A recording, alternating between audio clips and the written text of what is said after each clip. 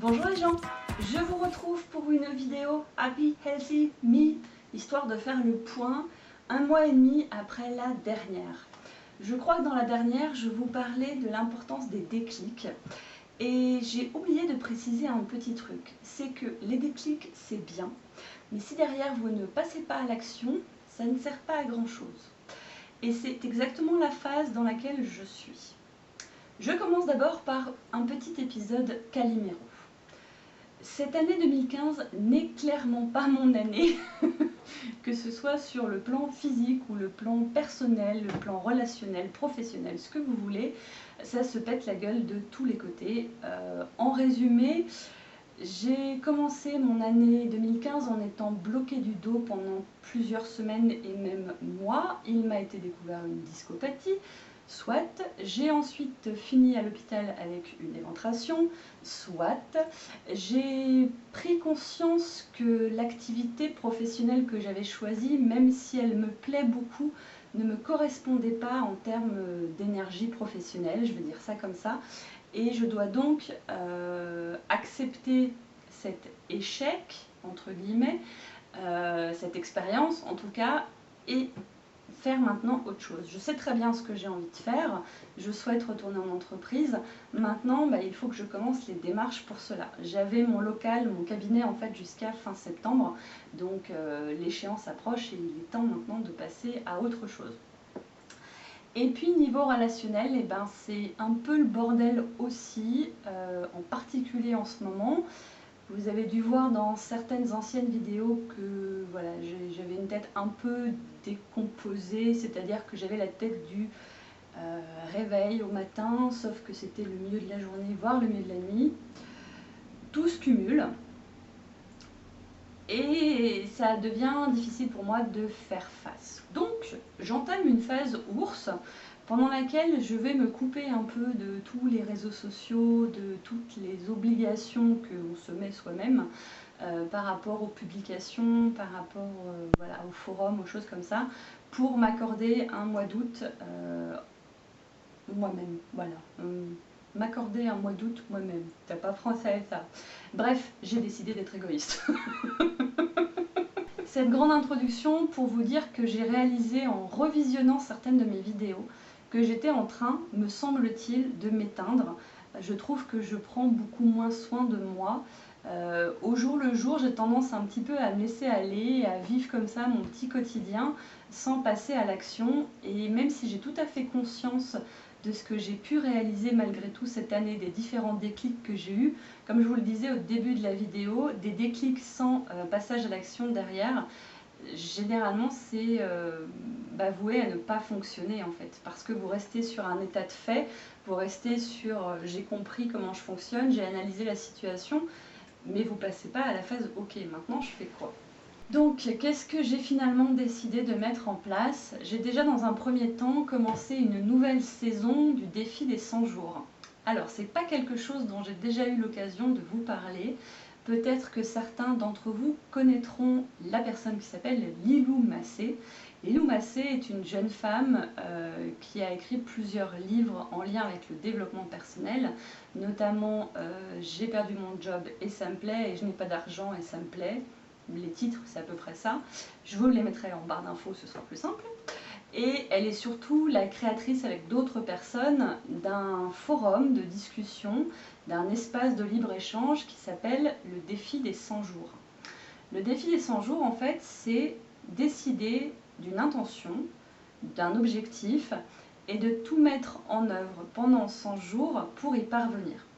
Vous pouvez sur ce site internet avoir un blog, partager sur les forums de discussion, faire des vidéos. C'est vraiment un espace de libre parole qui est quand même très axé sur le recentrage sur soi, la spiritualité. Donc je ne m'y retrouve pas forcément toujours parce qu'il y a certains propos avec lesquels je ne suis pas d'accord, mais il n'empêche que c'est extrêmement enrichissant. Enfin, quand je dis que je suis pas d'accord, c'est que ça me parle pas en fait. C'est pas que je suis d'accord ou pas d'accord, c'est que les outils proposés ne me correspondent pas toujours. On va plutôt dire ça comme ça. Et j'ai donc décidé d'entamer une nouvelle saison, et j'en suis à ma saison 9.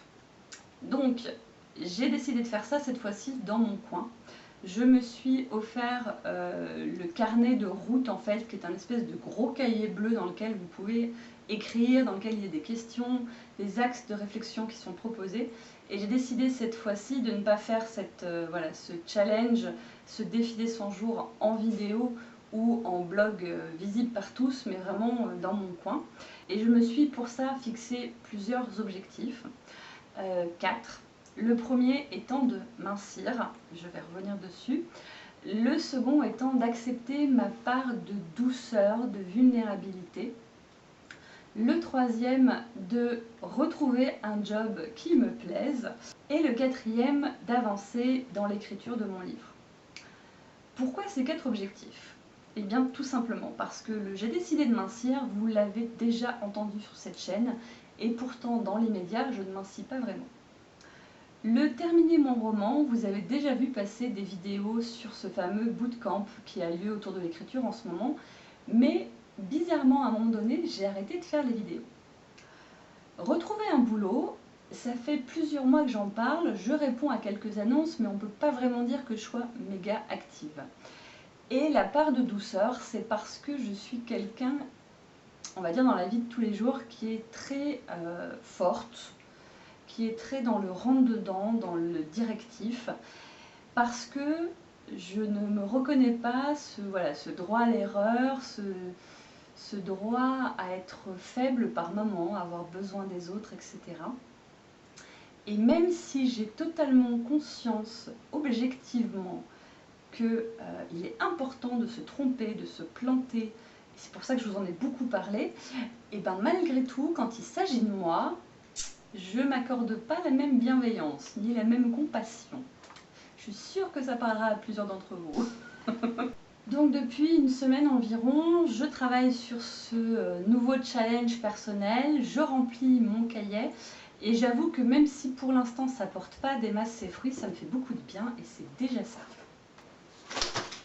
Je t'ai dit non! Je t'ai dit non! Je t'ai dit non, j'ai dit j'étais en train de faire une vidéo.